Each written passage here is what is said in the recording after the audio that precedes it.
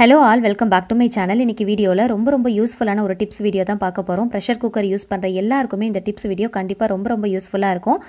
அது மட்டும் இல்லங்க, நம்ம யூஸ் பண்ற குக்கரை வந்து பர்ஸ்ட் ஆகாம பொங்கி வழியாம ரொம்ப வருஷத்துக்கு எப்படி நம்ம சேஃப் அண்ட் செக்யூர்டா வச்சு யூஸ் பண்ணலாம் அப்படிங்கறதையும், அடிக்கடி குக்கரை வந்து சேஞ்ச் பண்ணாம பல வருஷத்துக்கு அப்படியே வச்சு நல்ல பாதுகாப்பாவும் நல்ல பயனுள்ளதாவும் வச்சு எப்படி யூஸ் பண்ணலாம்ங்கறத நிறைய டிப்ஸோட இந்த வீடியோல நான் உங்ககிட்ட ஷேர் பண்ணிருக்கேன். சோ வீடியோவை ஸ்கிப் பண்ணாம பாருங்க, அப்பதான் உங்களுக்கு டீடைலா புரியும்.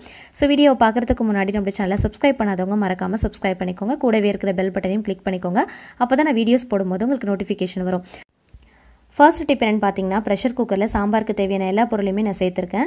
பருப்பு, வெங்காயம், தக்காளி, பூண்டு, சீரகம் இது எல்லாமே சேர்த்தாச்சு. சேர்த்ததுக்கப்புறமா நம்ம தண்ணி ஆட் பண்ணுவோம் இல்லையா, தண்ணி வந்து 3/4 பங்கு மட்டும் ஆட் பண்ணிக்கோங்க. அதிகமாக சேர்த்துட்டிங்க அப்படின்னா குக்கர் வந்து சீக்கிரமாக பொங்கி வழிஞ்சிரும். ஸோ அதனால் 3/4 பங்கு வச்சிட்டோம் அப்படின்னா பொங்கி வழியாமல் இருக்கும். இதில் இன்னொரு முக்கியமான டிப்ஸை சொல்ல போகிறேன். ஒர்க்கிங் விமன்ஸ் இருக்கிறீங்க அப்படி இல்லைனா கிட்ஸ் வந்து ஸ்கூலுக்கு அனுப்பணும் அப்படின்னா மார்னிங் வந்து நம்ம நிறைய ஒர்க் பண்ணுற மாதிரி இருக்கும், நிறைய வந்து அவங்களுக்கு ப்ரிப்பேர் பண்ணுற மாதிரி இருக்கும். ஸோ இந்த மாதிரி டைமில் இந்த டிப்ஸ் கண்டிப்பாக ரொம்ப யூஸ்ஃபுல்லாக இருக்கும். கண்டிப்பாக வந்து சாம்பாருக்கு சைட் டிஷ்ஷாக நம்ம ஏதாவது ஒரு பொரியல் பண்ணுவோம் இல்லையா, ஸோ அந்த காய்கறிகளை வந்து கட் பண்ணிவிட்டு வாட்டர் எதுவுமே நீங்கள் ஆட் பண்ண தேவையில்லை. இந்த மாதிரி ஒரு டிஃபன் பாக்ஸில் உள்ளே வச்சுட்டு, அப்படின்னா சில்வர் பாக்ஸ் ஏதாவது வச்சுருந்தீங்கன்னா அதில் கூட வச்சுட்டு இந்த மாதிரி உள்ளே வச்சுருங்க. வச்சுட்டிங்க அப்படின்னா ரெண்டுத்தையும் வந்து ஒரே டைமில் நம்ம குக் பண்ணிடலாம். கேஸ் அளவும் மிச்சமாகும், டைமும் வந்து ரொம்ப சேவ் ஆகும். 3 விசில் வச்சிங்கனாலே போதும். பருப்பும் வந்து வெந்துடும், காய்கறியும் வந்து பார்த்திங்கன்னா குக் ஆயிரும். நீங்கள் 2-3 பொரியல் பண்ண போகிறீங்க அப்படின்னா பெரிய குக்கரில் நீங்கள் வந்து பருப்பு சேர்த்ததுக்கப்புறமா ஒரு 2-3 பாக்ஸ் வச்சு இந்த மாதிரி நீங்கள் மூடி போட்டு மூடிட்டீங்க அப்படின்னா 3 விசில் வச்சிட்டிங்கன்னா ரெண்டும் வந்து ஒரே டைமில் வந்து குக் ஆயிரும். ஓவர் குக்லாம் ஆகிடாது. 3 விசில் வச்சிங்கனாலே கரெக்டாக இருக்கும். பருப்பும் வந்து நல்லா மலர்ந்து வந்துடும், காயும் வந்து பார்த்திங்கன்னா பொரியல் பண்ணுறதுக்கு ஏற்றா போல் நீங்கள் கரெக்டாக வந்து குக் ஆயிரும். ஸோ இந்த டிப் கண்டிப்பாக ரொம்ப யூஸ்ஃபுல்லாக இருக்கும். டைம் சேவிங்கும் பண்ணலாம், கேஸும் வந்து செலவு மிச்சமாகும். அடுத்த டிப் என்னென்னு பார்த்தீங்கன்னா, கேஸ்கெட் வந்து எப்போவுமே நம்ம லிட்டில் போடும்போது லைட்டாக வந்து தண்ணியில் வந்து நனைச்சிட்டு தான் நம்ம போடணும். காஞ்ச மாதிரி நம்ம போடவே கூடாது, அது வந்து சேஃப் கிடையாது. இந்த மாதிரி நல்லா வந்து வாட்டரில் வந்து நனைச்சிட்டு அதுக்கப்புறமா போட்டு லிட் வந்து க்ளோஸ் பண்ணிக்கோங்க.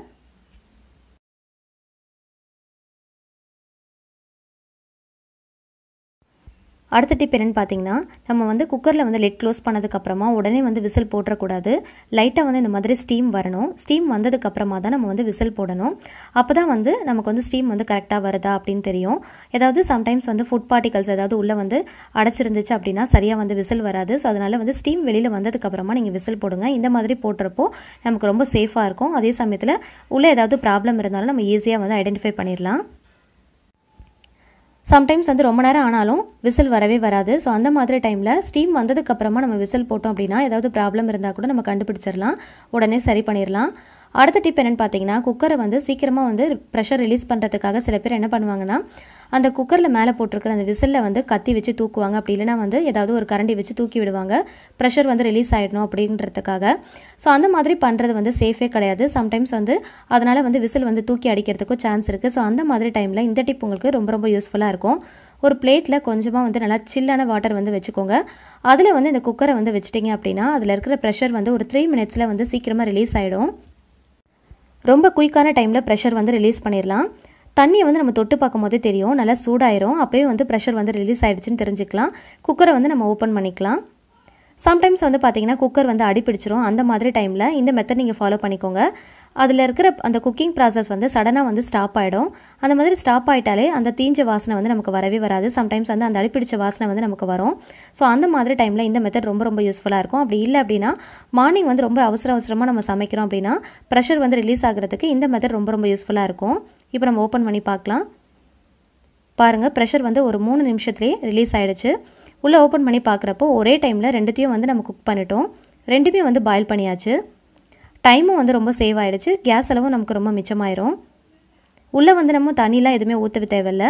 நம்ம அந்த பருப்பில் வைக்கிற தண்ணியிலே வந்து நமக்கு இந்த காயும் வந்து சேர்ந்து குக் ஆயிரும். இப்போ நம்ம தனியாக வெளியில் எடுத்துடலாம். பருப்பும் நல்லா குக் ஆகிருக்கு. 3/4 பங்கு தண்ணி வச்சதுனால கரெக்டாக இருக்குது. காயும் வந்து பார்த்திங்கன்னா வெந்து வந்துருச்சு. நான் உங்களுக்கு நசுக்கி காட்டுறேன் பாருங்கள். ஜஸ்ட்டு வந்து நம்ம தாளிப்பு போட்டாலே போதும். ஒரே டைமில் நம்ம 2-3 ரெசிபி வந்து நம்ம ரெடி பண்ணிடலாம். டைம் ரொம்ப சேவ் ஆகும், கேஸ் அளவும் மிச்சமாகும். இப்போ பருப்பு வந்து நான் உங்களுக்கு மசிச்சு காட்டுறேன் பாருங்கள். நல்லா மலர்ந்து வந்திருக்கு. லைட்டாக வந்து கரண்டி வச்சு நீங்கள் மசிச்சு விட்டாலே போதும், நல்லா மசிஞ்சிரும். 3 விசில் கரெக்டாக இருக்கும். அதே மாதிரி 3/4 பங்கு தண்ணியும் வந்து கரெக்டாக இருக்கும். இந்த மெத்தட் ரொம்ப யூஸ்ஃபுல்லாக இருக்கும். கண்டிப்பாக ஃபாலோ பண்ணிக்கோங்க. ஒரே டைமில் 2-3 நம்ம ரெசிபி வந்து ப்ரிப்பேர் பண்ணிடலாம். டைம் ரொம்ப சேவ் ஆகும், கேஸ் அளவும் மிச்சமாகும். அதே மாதிரி நான் லிட் ஓப்பன் பண்ணும்போது நீங்கள் பார்த்துருப்பீங்க, பொங்கி வழியாமல் மேலே வந்து அப்படியே வந்து ரொம்ப சுத்தமாக இருந்திருக்கும். இப்போ இதில் கொஞ்சமாக வந்து வாட்டர் ஆட் பண்ணிவிட்டு நல்லா மிக்ஸ் பண்ணி விட்டுறலாம். இதில் இன்னும் ஒரு முக்கியமான டிப்ஸ் நான் உங்களுக்கு சொல்ல போகிறேன். ஸோ நம்ம கரெக்டான விதத்தில் தண்ணி வச்சோம் அப்படின்னா குக்கர் வந்து பொங்கி வழியாமல் இருக்கும். இப்போ பருப்பை நல்லா மசிச்சாச்சு. இதில் இன்னொரு முக்கியமான டிப்ஸ் என்னென்னு பார்த்தீங்கன்னா, இதில் 2 டீஸ்பூன் அளவுக்கு நான் சாம்பார் பொடி சேர்த்துருக்கேன். நீங்கள் உங்களுடைய காரத்துக்கு ஏற்றா போல் நீங்கள் எத்தனை டீஸ்பூன் வந்து சேர்ப்பீங்களோ அத்தனை டீஸ்பூன் வந்து நம்ம தாளிப்பு போடும் போதோ இல்லை காய்கறிலையோ சேர்க்காம இந்த மாதிரி பருப்பு வந்து வேக வச்சுட்டு மசிச்சதுக்கப்புறமா சேர்த்துட்டு நல்லா ஒரு தடவை கலந்து விட்டுட்டிங்க அப்படின்னா இந்த மாதிரி நீங்கள் சாம்பார் வச்சு பாருங்கள். சாம்பார் ரொம்ப நல்லா டேஸ்ட்டாக இருக்கும். இந்த மெத்தட் நீங்கள் ஃபாலோ பண்ணி செஞ்சு பாருங்கள். டேஸ்ட் ரொம்பவே அட்டகாசமாக இருக்கும். அடுத்த டிப் என்னென்னு பார்த்தீங்கன்னா, எல்லாருமே செய்கிற தப்பு இது தாங்க. நம்ம வந்து கரண்டியை வச்சு நம்ம சைடில் இந்த மாதிரி தட்டுவோம் இல்லையா, அந்த இடத்துல மட்டும் பார்த்தீங்கன்னா கீரல் விழுந்த மாதிரி இருக்கும். நம்ம லிட் வந்து க்ளோஸ் பண்ணுறப்போ சரியாக வந்து க்ளோஸ் ஆகாது, டைட்டாக க்ளோஸ் ஆகாது. சைட்லலாம் வந்து பார்த்தீங்கன்னா சம்டைம்ஸ் வந்து ஸ்டீம் வந்து வெளியேறும். அந்த மாதிரி ஸ்டீம் வெளியில் அரிச்சு அப்படின்னா சைட்லலாம் வந்துச்சு அப்படின்னா குக்கரில் வந்து ஏதோ ப்ராப்ளம் இருக்குன்னு அர்த்தம். ஸோ இதை நீங்கள் வந்து கண்டிப்பாக அவாய்ட் பண்ணிக்கோங்க. கேஸ்கெட் வந்து சரியாக அந்த இடத்துல உட்காராது, லிட்டும் வந்து சரியாக க்ளோஸ் ஆகாது. ஸோ இந்த தப்பை வந்து நீங்கள் மறந்து கூட செஞ்சிடாதீங்க. இந்த மாதிரி செய்யாமல் நம்ம அவாய்ட் பண்ணிட்டோம் அப்படின்னா நம்முடைய குக்கர் வந்து ரொம்ப நாளைக்கு நம்ம வச்சு யூஸ் பண்ணிக்கலாம். அடிக்கடி வந்து சேஞ்ச் பண்ண வேண்டிய அவசியமே இருக்காது.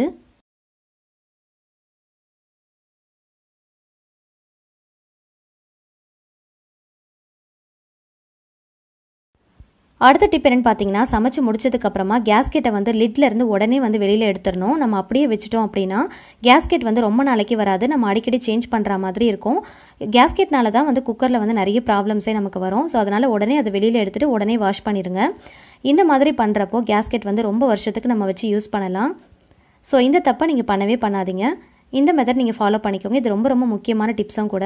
இந்த கேஸ்கெட்டை வெளியில் எடுத்து வாஷ் பண்ணி தனியாக வச்சுட்டு மூடியை வந்து இந்த மாதிரி திருப்பி போட்டு மூடி வச்சுக்கோங்க.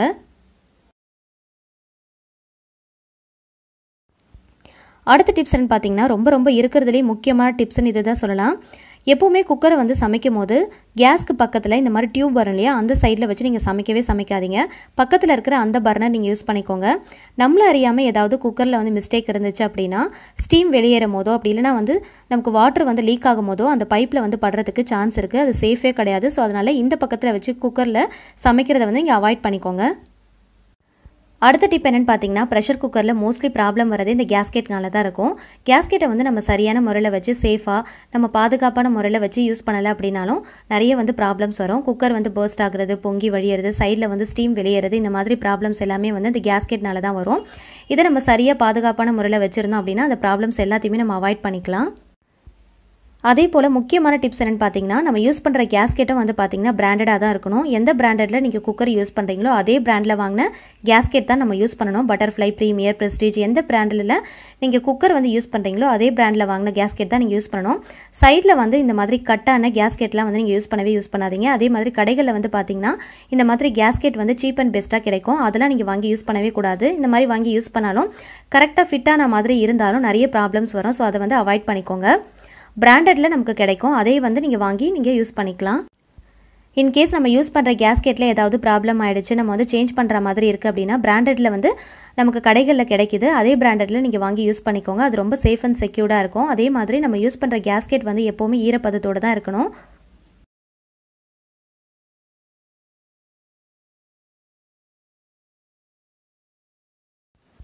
சப்போஸ் நீங்கள் கேஸ்கெட் வந்து சேஞ்ச் பண்ணுற மாதிரி இருந்துச்சு அப்படின்னா நீங்கள் கடைகளில் வாங்குறப்போ அந்த பிராண்ட் நேம் வந்து உள்ள அந்த கேஸ்கெட்டில் மென்ஷன் பண்ணியிருக்காங்களான்னு நீங்கள் செக் பண்ணிவிட்டு வாங்கிக்கோங்க.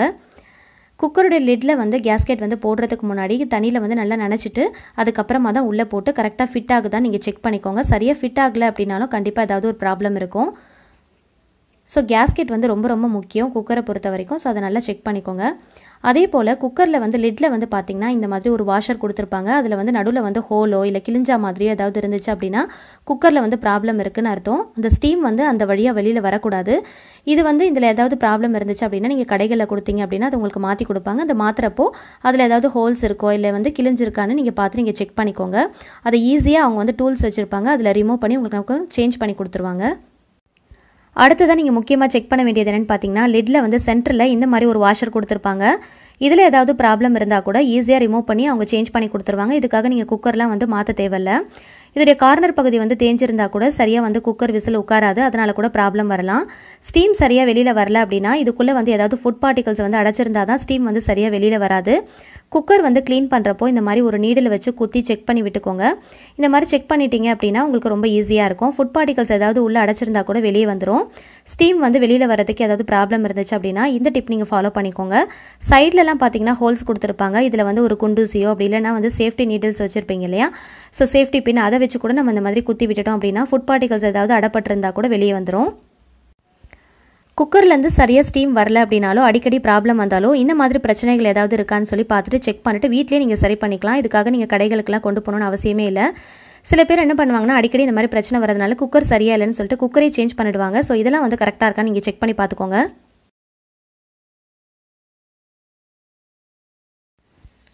அதே மாதிரி கேஸ்கெட் வந்து லிட்ல வந்து போடுறப்போ சைடில் இந்த மாதிரி வியூ ஆகும்.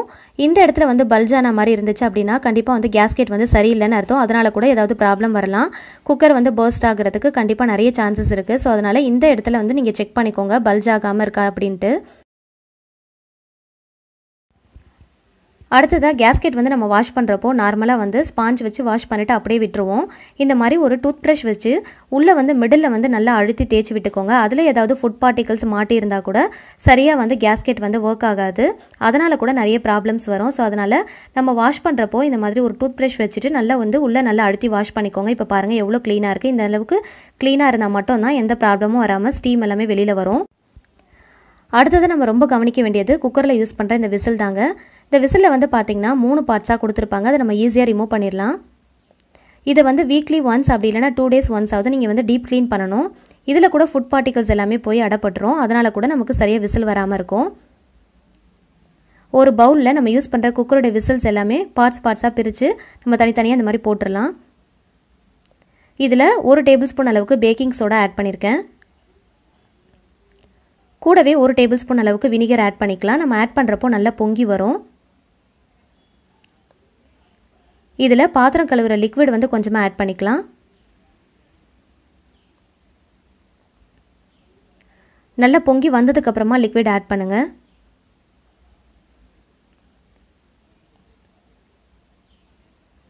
இது கூடவே நல்லா கொதிக்கிற தண்ணியை நல்லா மூழ்கிற அளவுக்கு ஆட் பண்ணிக்கோங்க.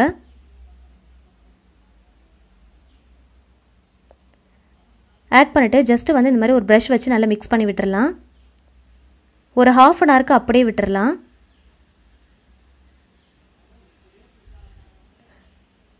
நம்ம யூஸ் பண்ணுற இந்த கேஸ்கெட்டை வந்து பார்த்திங்கன்னா எப்போவுமே வந்து கூலிங்கான பிளேஸில் தான் வச்சுருக்கணும். இந்த மாதிரி ரெஃப்ரிஜரேட் பண்ணி வச்சுக்கோங்க. அப்போ தான் வந்து எப்போவுமே ஃப்ளெக்சிபிளாக இருக்கும். அதே மாதிரி ரொம்ப நாளைக்கு வச்சு யூஸ் பண்ணிக்கலாம். அப்படி ஃப்ரிட்ஜில் வைக்கல அப்படின்னா ஒரு பாத்திரத்தில் தண்ணியில் கூட போட்டு நீங்கள் வச்சுக்கலாம்.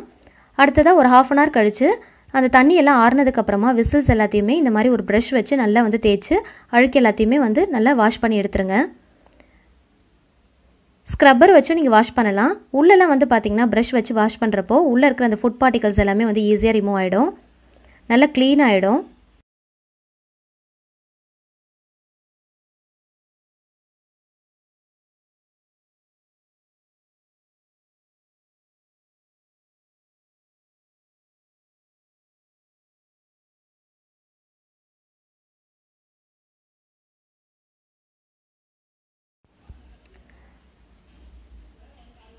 நல்லா சுத்தமாக வாஷ் பண்ணியாச்சு. இந்த அளவுக்கு நல்லா பளபளன்னு வாஷ் பண்ணி வச்சுக்கோங்க. கொஞ்சம் கூட அடப்பு இல்லாமல் நல்லா வந்து சூப்பராக வந்து க்ளீன் ஆகிடும். இந்த மாதிரி பண்ணிட்டோம் அப்படின்னா குக்கரில் வந்து மோஸ்ட்லி நிறைய ப்ராப்ளம்ஸ் வரவே வராது.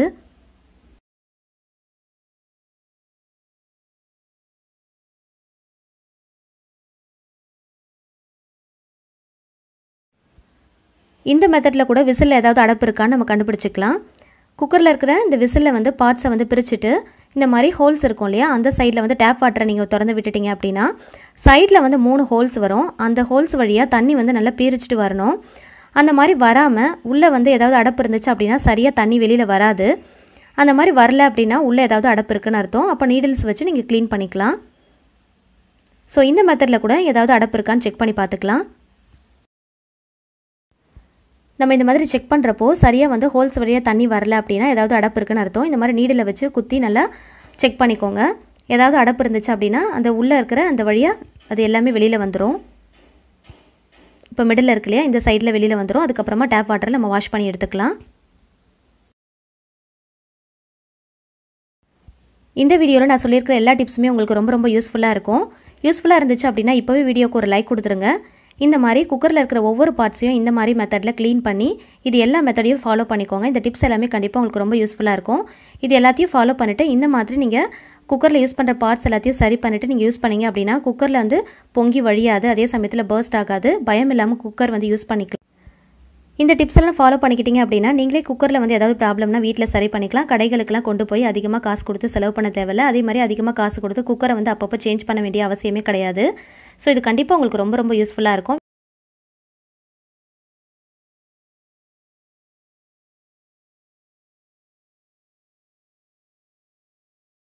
அடுத்த டிப் என்னன்னு பார்க்கலாம். ப்ரெஷர் குக்கர் யூஸ் பண்ணி ஏதாவது ஒரு ரெசிபி நீங்கள் செய்கிறீங்க அப்படின்னா அதில் ஒரு இடிகல்லை போட்டு விட்டுருங்க. பொங்கலுக்கு தேவையான எல்லா பொருளையுமே நான் அதில் சேர்த்துருக்கிறேன். சேர்த்துட்டு இது கூடவே ஒரு இடிகல்லையும் போட்டுட்டு இப்போ குக்கரை வந்து மூடிடலாம். உடனே விசில் போட்டுறாதீங்க, ஸ்டீம் வந்ததுக்கப்புறமா போடுங்க. எதுக்காக இடிகள் போடுறோம் அப்படிங்கிறத சொல்கிறேன். குக்கரில் விசில் வரும்போது நோட்டீஸ் பண்ணி பாருங்கள், உள்ளே இருக்கிற தண்ணி வெளியில் சுத்தமாக பொங்கவே இல்லை. அதாவது குக்கரில் வந்து ஒரு கெப்பாசிட்டி இருக்கும் இல்லையா, இந்த குக்கருக்கு இவ்வளோ தான் செய்யணும் அப்படின்னு. ஸோ அந்த கெப்பாசிட்டியை தாண்டி நம்ம தண்ணியோ இல்லை பொருளோ சேர்த்து பண்ணுறோம் அப்படின்னா அது வெளியில் வந்து பொங்க ஆரம்பிச்சிடும். ஸோ அந்த மாதிரி பொங்காமல் இருக்கிறதுக்கு இந்த மாதிரி ஒரு இடிகளில் உள்ளே போட்டுட்டிங்க அப்படின்னா நல்ல வெயிட் இருக்கிற பொருளாக இருக்கிறதுனால உள்ளே வந்து அந்த ப்ரெஷர் வந்து நல்லா அடைச்சிரும். ஸோ அதனால் நமக்கு குக்கரில் வந்து வெளியில் வந்து பொங்கி வழியாது. ஸோ அது நமக்கு ரொம்பவே யூஸ்ஃபுல்லாக இருக்கும். ஸோ கண்டிப்பாக இதே மாதிரி நீங்களும் ட்ரை பண்ணி பாருங்கள். நான் யூஸ் பண்ணுற இந்த ப்ரெஷர் குக்கரை பொறுத்த வரைக்கும் பாதிக்கு பாதி வச்சோம் அப்படின்னா கரெக்டாக இருக்கும். முக்கால்வாசி வச்சோம் அப்படின்னா கண்டிப்பாக பொங்க ஆரம்பிச்சிடும். ஸோ அந்த மாதிரி ஆகாமல் இருக்கிறதுக்கு இந்த மாதிரி நல்ல வெயிட்டாக இருக்கிற இடிகளில் உள்ளே போட்டுட்டு யூஸ் பண்ணுறப்போ ஸோ அந்த மாதிரியான பிரச்சனைகள் எனக்கு வரவே இல்லை. ஸோ நீங்களும் ட்ரை பண்ணி பாருங்கள். இதே மாதிரி இதை இன்னொரு விஷயத்துக்காகவும் யூஸ் பண்ணிக்கலாம். ப்ரெஷர் குக்கரில் இடிகள் போடுறதுனால கரண்ட் செலவை ரொம்பவே மிச்சப்படுத்தலாம். அது எப்படின்றத பார்க்கலாம். ப்ரெஷர் குக்கரில் ஒரு சின்ன கிளாஸில் பாதி கிளாஸ் அளவுக்கு மட்டும் வாட்டர் சேர்த்துருக்கிறேன். ஒரு 2 நிமிஷத்துக்கு மட்டும் பாயில் பண்ணிக்கோங்க. லைட்டாக வந்து பபிள்ஸ் வரும்போது இடிகளில் உள்ளே போட்டுட்டு ஸ்டவ் ஆஃப் பண்ணிவிடுங்க.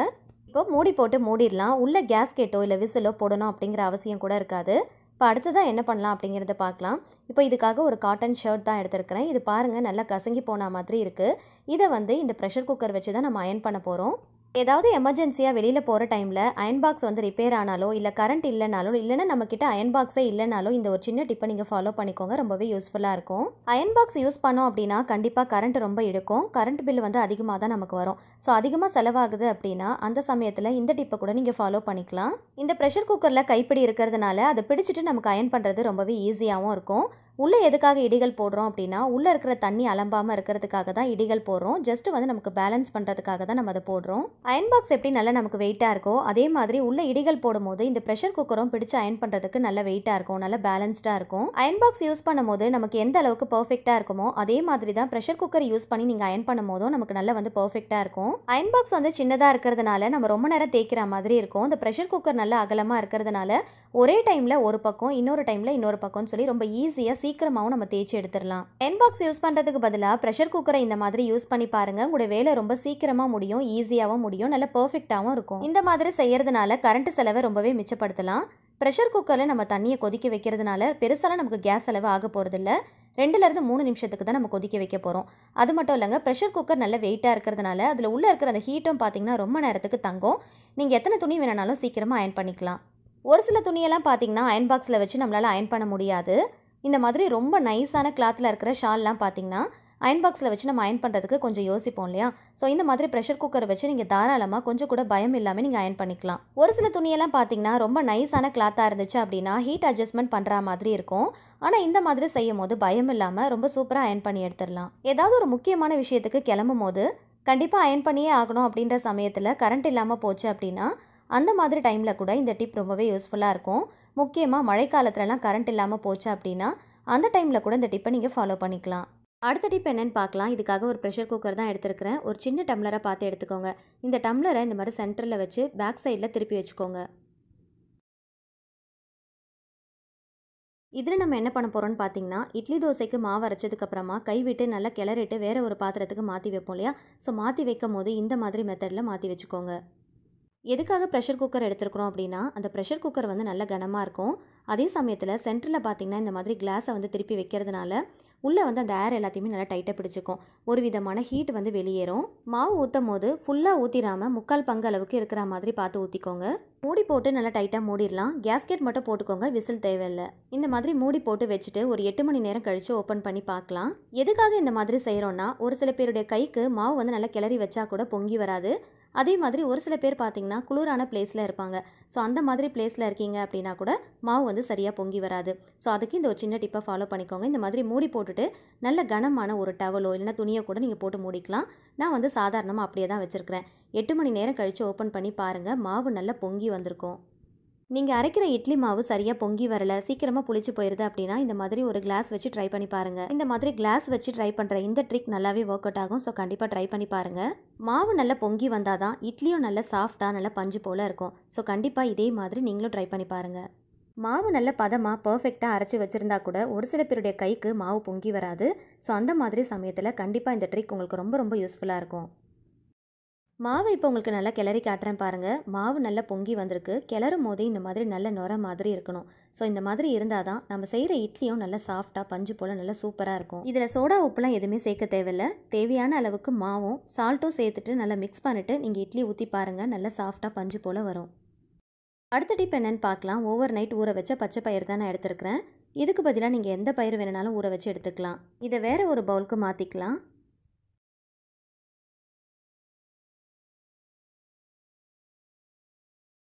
தட்டு போட்டு மூடி எடுத்துக்கோங்க. இட்லி பாத்திரத்தில் கொஞ்சமாக தண்ணி வச்சுருக்கிறேன். இந்த தண்ணி நல்லா கொதிச்சு வரும்போது உள்ளே வந்து இந்த மாதிரி ஒரு ஸ்டாண்ட் வச்சுக்கோங்க. இதுக்கு மேலே ஊற வச்ச பச்சை பயிரை ஒரு கிண்ணத்தில் போட்டு வச்சுருந்தோம் இல்லையா, அதை உள்ளே வச்சுக்கலாம். இதை உள்ளே வச்சுட்டு இதுக்கு மேலே இட்லி பிளேட்டை வச்சிடலாம். தனித்தனியாக வேக வச்சோம் அப்படின்னா டைமும் அதிகமாக எடுக்கும், கேஸும் நமக்கு செலவாகும்.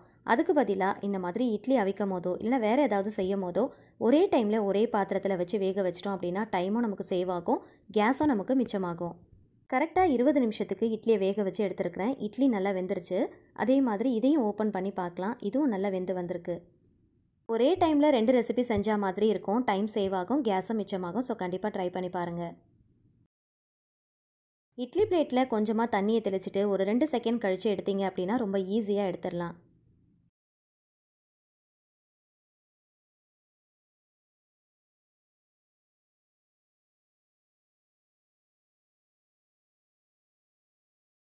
கண்டிப்பாக நீங்கள் மாவு அரைக்கும் போது கிளாஸ் யூஸ் பண்ணி பாருங்கள். இந்த மாதிரி நல்ல மெத்துன்னு பஞ்சு போல் நல்லா சூப்பராக ஒரு இட்லியை செஞ்சிடலாம். எவ்வளோ சாஃப்டாக இருக்குன்னு பாருங்கள். வீடியோ பிடிச்சிருந்தா லைக் பண்ணுங்கள், தெரிஞ்ச எல்லாருக்கூடையுமே ஷேர் பண்ணிக்கோங்க. ட்ரை பண்ணி பார்த்துட்டு ஃபீட்பேக் ஷேர் பண்ணுங்கள். இந்த மாதிரி இன்னும் யூஸ்ஃபுல்லான இன்ட்ரெஸ்டிங்கான டிப்ஸ் அண்ட் ட்ரிக்ஸ் தெரிஞ்சுக்க நம்மளோட சேனலை மறக்காமல் சப்ஸ்கிரைப் பண்ணிட்டு தொடர்ந்து சப்போர்ட் பண்ணுங்கள். Thank you so much. கீப் வாட்சிங். அடுத்த டிப்ஸ் என்னன்னு பார்க்கலாம். ரொம்ப ரொம்ப முக்கியமான டிப்ஸ் தாங்க இது. சாம்பாருக்கு தேவையான எல்லா பொருளையுமே குக்கரில் நான் சேர்த்துருக்கேன். 1 பார்ட் சாம்பார் ரெசிபி தான் இன்றைக்கி நான் பண்ண போகிறேன். அதே போல் குக்கரில் எந்த ஒரு ரெசிபி நீங்கள் ப்ரிப்பேர் பண்ணாலுமே 1 இன்ச் அளவுக்கு கேப் விடணும். மேலே வந்து ஃபுல்லாக இருக்கிற மாதிரி நீங்கள் வைக்கவே கூடாது. ஸோ அந்த மாதிரி வச்சுட்டு க்ளோஸ் பண்ணால் கூட குக்கர் வந்து ரொம்ப பொங்கி வழியறதுக்கு சான்ஸ் இருக்குது. ஸோ 1 இன்ச் அளவுக்கு கேப் விட்டுக்கோங்க. இப்போ மூடியில் குக்கிங் ஆயில் வந்து ஒரு 1/4 டீஸ்பூன் அளவுக்கு ஊற்றிக்கோங்க. ஊற்றிட்டு கையால் எல்லா இடத்துலையுமே நல்லா ஸ்ப்ரெட் பண்ணி தேய்ச்சி விட்டுக்கோங்க. அந்த கேஸ்கெட்லாம் போடுறோம் இல்லையா, ஸோ அந்த இடத்துல நல்லா வந்து அப்ளை பண்ணி தேய்ச்சி விட்டுக்கோங்க. இந்த மாதிரி கொஞ்சமாக ஆயில் அப்ளை பண்ணிட்டு கேஸ்கெட் போட்டு குக்கரை வந்து க்ளோஸ் பண்ணிடலாம். இந்த மாதிரி செய்யறதுனால நமக்கு என்ன யூஸ்ன்னு பார்த்தீங்கன்னா, குக்கரில் நம்ம எந்த ஒரு பொருள் வச்சாலுமே அது பொங்கி வழியும் இல்லையா, ஸோ அந்த மாதிரி ஆகாமல் இருக்கிறதுக்கு இந்த ஒரு சின்ன டிப்ஸை ஃபாலோ பண்ணிக்கோங்க. அதே போல் குக்கரை மூடினதுமே மேலே வந்து விசில் போடக்கூடாது. கொஞ்சமாக வந்து ப்ரெஷர் வந்து வெளியில் வர ஆரம்பிக்கணும். அதுக்கப்புறம் தான் நீங்கள் விசில் போடணும். நம்ம உடனே போட்டுட்டோம் அப்படின்னா உள்ள அடப்பு ஏதாவது இருந்துச்சு அப்படின்னா நமக்கு தெரியாமல் போயிடும். இப்போ விசில் வச்சிருக்கேன் பாருங்கள், கொஞ்சம் கூட பொங்கி வழியவே இல்லை. குக்கரை எப்படி ப்ராப்பராக சேஃப் அண்ட் செக்யூர்டாக யூஸ் பண்ணலாம் அப்படிங்கிறத ரிலேட்டடாக ஒரு வீடியோ கூட அப்லோட் பண்ணியிருக்கேன். ஸோ தேவைப்படுறவங்க கண்டிப்பாக போய் செக் பண்ணி பார்த்துக்கோங்க, ரொம்பவே யூஸ்ஃபுல்லாக இருக்கும். இப்போ குக்கரில் விசில் வைக்கும் போது பாருங்கள், உள்ளே வச்சிருக்கிற அந்த சாம்பார் ரெசிபி கொஞ்சம் கூட பொங்கி வெளியில் வரவே இல்லை. சில டைம் வந்து குக்கரை நம்ம மூடி வைக்கும் போது நல்ல பொங்கி நல்ல நுர மாதிரி வெளியில் அப்படியே வந்திருக்கோம் இல்லையா, ஸோ அந்த மாதிரி வராமல் அவாய்ட் பண்ணுறதுக்கு இந்த ஒரு சின்ன டிப்ஸை ஃபாலோ பண்ணிக்கோங்க. ப்ரெஷர் எல்லாமே ரிலீஸ் ஆனதுக்கு அப்புறமா நம்ம ஓப்பன் பண்ணி பார்க்கலாம். இப்போ நான் உங்களுக்கு ஓப்பன் பண்ணி காட்டுறேன் பாருங்கள். நம்ம மூடி போட்டிருக்கோம் இல்லையா, ஸோ அந்த மூடியில் கொஞ்சமாக ஆயில் அப்ளை பண்ணி தான் நம்ம மூடி போட்டிருந்தோம். ஸோ அதில் கூட பாருங்கள் கொஞ்சம் கூட பருப்போ இல்லை எது ஒன்றுமே பட்டிருக்காது. பொங்கி வழியறதுக்கு சான்ஸே இல்லை. ஸோ இந்த மாதிரி கொஞ்சமாக ஆயில் அப்ளை பண்ணிங்க அப்படின்னா நமக்கு வாஷ் பண்ணுற வேலை வந்து ரொம்பவே மிச்சமாக இருக்கும். ஸோ கொஞ்சமாக ஆயில் அப்ளை பண்ணுறதுனால நமக்கு எவ்வளோ பெனிஃபிட் இருக்குன்னு பாருங்கள். ஸோ குக்கரை வந்து நம்ம ப்ராப்பராக யூஸ் பண்ணிக்கலாம். பொங்கி வழிஞ்சு நமக்கு வந்து வாஷ் பண்ணுற வேலை, துடைக்கிற வேலைலாம் நமக்கு மிச்சமாக இருக்கும். ஸோ இந்த டிப்ஸை வந்து ஃபாலோ பண்ணிக்கோங்க. கொஞ்சம் மெனக்கெடாமல் கொஞ்சம் லைட்டாக ஆயில் அப்ளை பண்ணுறதுனால நமக்கு வேலைகள் வந்து ரொம்ப மிச்சமாக இருக்கும், சுலபமாகவும் முடிக்கலாம். கண்டிப்பாக இந்த டிப்ஸை ஃபாலோ பண்ணிக்கோங்க. அடுத்த டிப்ஸ் என்னன்னு பார்த்தீங்கன்னா, குக்கரில் சாம்பாருக்கு தேவையான பருப்பு, தண்ணி எல்லாமே சேர்த்தாச்சு. சேர்த்ததுக்கப்புறமா நல்ல ஒரு கனமான அகலமான பவுலாக பார்த்து உள்ளே வச்சுக்கோங்க. அதுக்கு மேலே நல்ல ஒரு கனமான கிளாஸை இந்த மாதிரி கவுத்தி வச்சுருங்க. இப்போ குக்கரை வந்து மூடி போட்டு க்ளோஸ் பண்ணிடலாம். க்ளோஸ் பண்ணுறதுக்கு முன்னாடி கேஸ்கெட், வாஷர்லாம் கரெக்டாக இருக்கான்னு செக் பண்ணி பார்த்துட்டு க்ளோஸ் பண்ணிடலாம். க்ளோஸ் பண்ணிவிட்டு இப்போ ஸ்டவ் ஆன் பண்ணி வச்சிடலாம். குக்கர் யூஸ் பண்ணும்போது எப்போவுமே மீடியம் ஹீட்டில் வைக்கிறது ரொம்பவே நல்லது. இப்போ பாருங்கள் 3 விசில் வச்சு எடுத்திருக்கேன். பருப்புலேருந்து கொஞ்சம் கூட தண்ணி பொங்கவே இல்லை. ஸோ இந்த டிப் வந்து ஃபாலோ பண்ணிக்கோங்க, ரொம்பவே யூஸ்ஃபுல்லாக இருக்கும். குக்கரில் வைக்கிற எந்த ஒரு பொருளுமே பொங்கவே பொங்காது. அதே மாதிரி நம்ம தண்ணி வந்து அதிகமான அளவில் வச்சிட்டோம் அப்படின்னா அது எல்லாமே இந்த பவுல்லே வந்து கலெக்ட் ஆயிரும். நான் கரெக்டான அளவில் தான் வச்சுருந்தேன். கொஞ்சம் தண்ணி மட்டும் அதில் கலெக்ட் ஆகிருக்கு. அதை யூஸ் பண்ணி நம்ம சாம்பார் வச்சுக்கலாம். பருப்பும் பார்த்திங்கன்னா நல்லா வெந்து இந்த பவுலில் கலெக்ட் ஆன இந்த தண்ணியை வச்சு நம்ம சாம்பார் வச்சுக்கலாம். அடுத்தது ரொம்பவே முக்கியமான ஒரு டிப்ஸ் தான், வீடியோவை ஸ்கிப் பண்ணாமல் பாருங்கள். குக்கரில் விசில் போட்டு மூடுறதுக்கு முன்னாடி இந்த டிப்ஸை தெரிஞ்சுக்கிட்டீங்க அப்படின்னா குக்கரை ரொம்ப சேஃபாக ஹேண்டில் பண்ணலாம். ஒரு வெங்காயத்தை தோல் உரிச்சிட்டு எடுத்திருக்கேன். அதோடைய பாட்டம் சைடில் இந்த மாதிரி ஒரு நைஃப் யூஸ் பண்ணி இந்த மாதிரி ஹோல்ஸ் மாதிரி போட்டுக்கோங்க. இதை குக்கரில் விசில் போடுற அந்த இடத்துல வச்சு நல்லா இந்த மாதிரி சுற்றி விட்டு நல்லா திருப்பி விட்டுக்கோங்க. ஸோ கண்டினியூஸாக நம்ம சமைச்சிட்டு இருக்கிறதுனால விசில் போடுற இந்த இடத்துல பார்த்தீங்கன்னா நிறைய அடைப்புகள் இருக்கும். அதனால கூட நமக்கு சரியாக வந்து விசில் வந்து ப்ரெஷர் வராமல் இருக்கும். ஸோ அந்த மாதிரி டைமில் இந்த டிப்ஸ் ரொம்பவே யூஸ்ஃபுல்லாக இருக்கும். அடியில் மட்டும் தான் நம்ம ஹோல்ஸ் போட்டிருக்கோம், மேலே வந்து இந்த ஹோல்ஸ் போடலை. இந்த மாதிரி வச்சு திருகிறப்போ அந்த வெங்காயத்துடைய சாறு பார்த்தீங்கன்னா அந்த ஹோல்ஸ் வழியாக ரொம்ப ஈஸியாக இறங்கிடும். உள்ளே ஏதாவது சாப்பாடோ இல்லை ஏதாவது அடப்பு இருந்துச்சு அப்படின்னா ரொம்ப ஈஸியாக க்ளீன் பண்ணி எடுத்துடலாம். அதே போல் வெங்காயத்துடைய மேல் தோலை, ஒரே ஒரு தோலை மட்டும் நம்ம பிரித்து எடுத்துக்கலாம். அதை விசில் போடுற அந்த இடத்துல, அதுக்கப்புறம் கார்னர் சைடில், ஹேண்டில் இருக்கிற அந்த சைடில் எல்லா இடத்துலையுமே பார்த்தீங்கன்னா நிறைய கரைகள், அழுக்குகள்லாம் படிஞ்சிருக்கும். இந்த வெங்காயத்துடைய தோலை வச்சு நம்ம தேய்க்கிறப்போ ரொம்ப ஈஸியாக க்ளீன் பண்ணி எடுத்துடலாம். அதே போல் குக்கருடைய லிட்டில் வாஷர் போகிற அந்த இடத்துல பார்த்தீங்கன்னா இந்த மாதிரி வளைஞ்சா மாதிரி டிசைன்ஸ் கொடுத்துருப்பாங்க இல்லையா, அந்த இடத்துல கரைகள் வந்து நிறைய படிஞ்சிருக்கும்.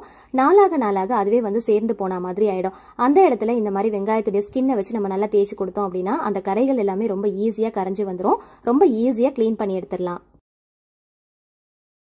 ஃபைனலாக வெங்காயத்துடைய தோலை நல்லா சுருட்டிட்டு ரப்பர் பேண்ட் போட்டு விசில் போடுற அந்த இடத்துல இந்த மாதிரி போட்டு விட்டுட்டோம் அப்படின்னா ஒரு 10 நிமிஷத்துக்கு அப்படியே விட்டுருங்க. அதில் கரைகள் எல்லாம் இருந்துச்சுன்னா கூட ரொம்ப ஈஸியாக க்ளீன் ஆகி வந்துடும். அதே போல் நீங்கள் குக்கர் விசிலை வந்து போடுறதுக்கு முன்னாடி ஒரு டூத் ஸ்டிக் வச்சு இந்த மாதிரி அந்த ஹோல்ஸ் வழியாக உள்ளே விட்டு பாருங்கள். அந்த மாதிரி விடுறப்போ உள்ளே ஏதாவது அடைப்புகள் இருந்தால் கூட ரொம்ப ஈஸியாக க்ளீன் பண்ணி எடுத்துடலாம். நம்ம வெங்காய சாரை வச்சு நம்ம க்ளீன் பண்ணுறப்பவே ஃபுல்லாக நல்லா க்ளீன் ஆகிடும். இருந்தாலும் விசில் போடுறதுக்கு முன்னாடி நீடிலோ இல்லைன்னா இந்த மாதிரி ஒரு டூத் ஸ்டிக்கோ வச்சு நீங்கள் குத்திட்டு செக் பண்ணி பார்த்துட்டு அதுக்கப்புறமா விசில் போடுறது ரொம்பவே நல்லது.